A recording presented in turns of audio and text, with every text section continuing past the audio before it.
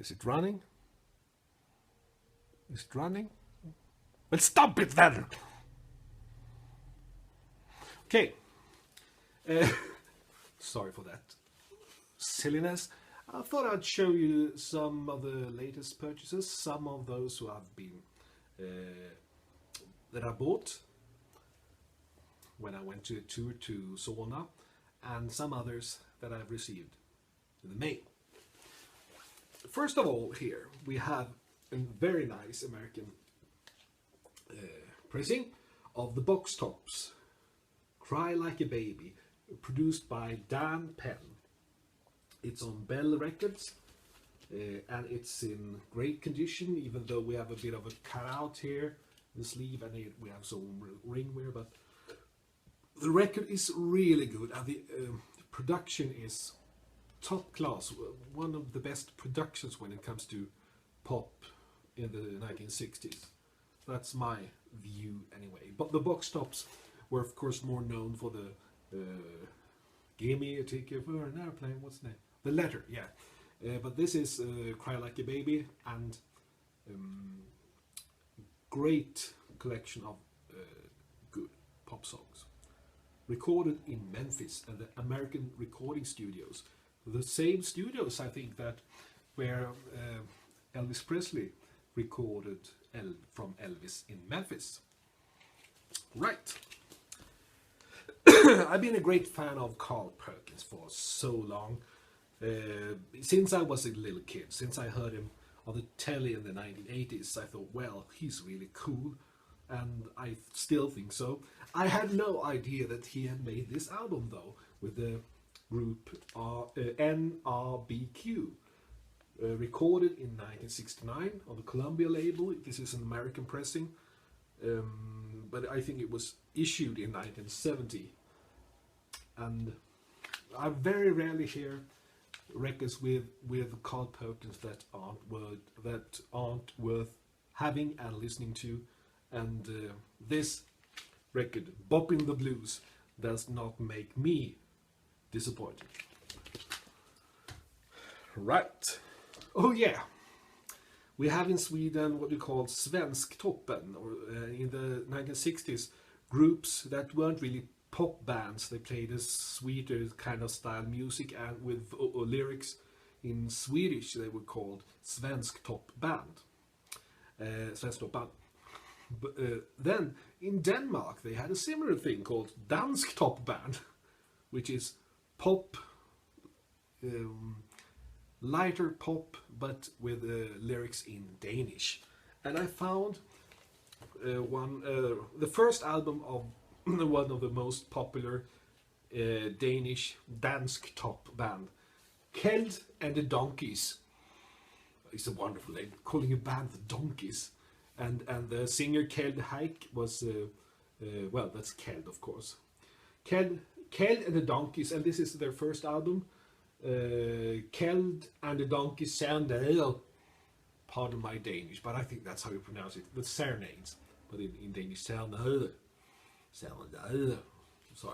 Sorry if we have any Danish viewers of this video channel. I'm so sorry.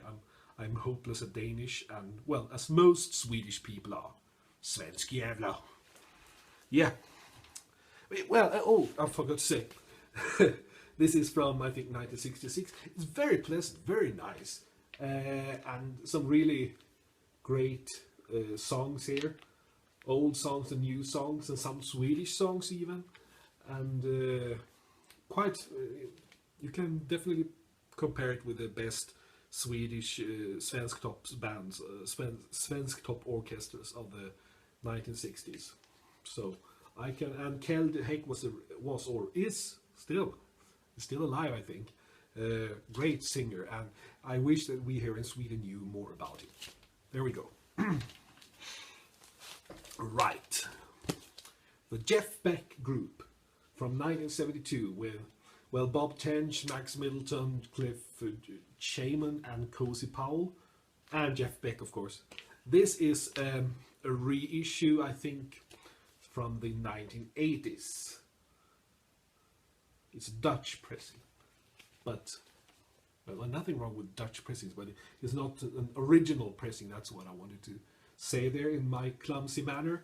This is very nice, but Jeff Beck, one of the great guitar players of all time, without doubt. Sorry.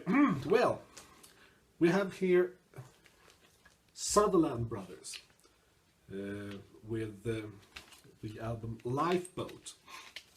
This confuses me a bit because when I read about the Sutherland Brothers, today they are probably most known for their cooperation with the group Quiver, yeah, and for the fact that they made the original version and they wrote the song Sailing, that was a big hit with Rod Stewart.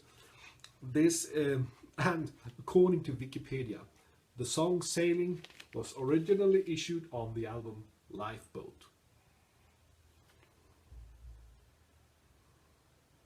There's no song Sailing here, but I think it was a reissue because it was one of the first, if I got this right, I may be wrong here, but it was one of the first cooperation with this group Quiver or Quiver or whatever, that when they recorded the song Sailing, and it was added to this album when it was reissued shortly thereafter. But this is the version without Sailing.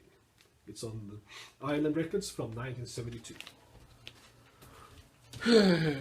Right. No, I'm going to take that. Oh. Right. I have here 2 copies of Eric Clapton's Unplugged. You see that they are not completely similar. You may see that the colors are a bit different and it looks a bit more, well, bleak in the colors, and this doesn't. This is the double album, the Record Store Day issue that I've been wanting to have, but I couldn't manage to get it during those days, but I got it now. This is one of the real oddities of my collection because it is some sort of a bootleg, because you can see that they've taken the photograph from the CD and made it bigger so it looks even, I don't know if you can even see it, but it looks very, very, very, well, not the highest definition here. And it is a single LP, so it's not the whole concert. We have 10 numbers from it. The label is just a red label where it says Eric Clapton Unplugged. It doesn't say anything from where this is, with no mentioning of any record company, or this is not even where this was produced. But I thought it was a fun copy. Also, I have to say, of course, the sound is much better on this one than on this one. I've had this maybe for 6-7 years, something like that. The seller who I bought this off for a very cheap sum of money thought it might be a Russian bootleg, but I have no idea. I've never seen it before that, and never seen it since. So, but now I got this one and I'm very happy. But just for the fun of it, this will probably stay in my collection. Anyway, right, okay, only 2 records left to show here. First, we have the Japanese pressing of the Allman Brothers band, Idlewild South.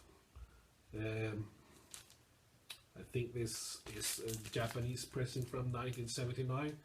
The Allman Brothers, I've talked about them so many times, so it's probably quite annoying to keep hearing me babbling about how good they were, and most of you people already know how good they were. And this is I've been wanting this album for such a long time, and now when I found it, there's a Japanese pressing that was just a bonus, and it has the strip, the OBI, yeah, strip intact, so very nice.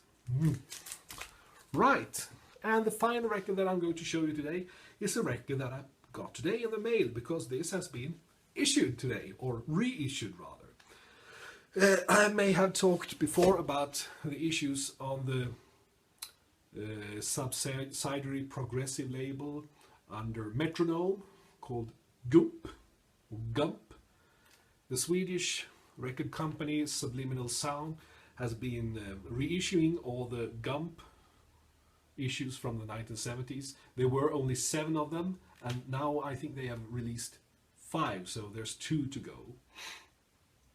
And this was a label, all the records sold in very, very small quantities, so the originals are extremely rare and extremely sought after, because this was the label where you could really get the weirder music, the less commercial style music, the more progressive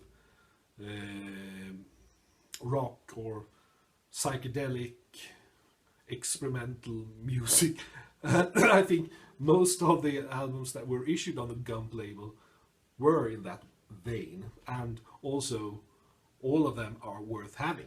This was actually the first one that was issued on the Gump label back in 1971.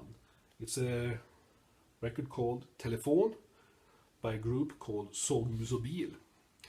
And in this group we have there were 3 members. One of them is Johnny Mowinckel, and we have Einar Heckscher, and I think his name was Kjell Nettelbrandt. Nettelbrandt passed away 10 years ago. He plays the drums. Einar Heckscher is still alive. It says in the text that has been about there, because you got a nice insert with a story about the group and the record here. It says there that Johnny Mowinckel is still active, but when I checked online, I found out that he actually, according to Wikipedia, I'm not sure if this is correct, but according to Wikipedia, he passed away in April. So that was quite sad, of course. So what is this? Well, it's very experimental. It's very psychedelic. The lyrics are both mixed Swedish and English, and they are very spaced out, really, really spaced out. Even for 1971, they are incredibly spaced out. But sometimes it's more like talking to the music, reciting to the music. But I have to say, even if this is really, really spaced out and experimental, it's still very enjoyable, and that comes from somebody who's not really into the experimental jazz, for instance. This is experimental prog rock, and with a psychedelic touch, and sometimes I can feel that, no, this was a bit too psychedelic even for my taste.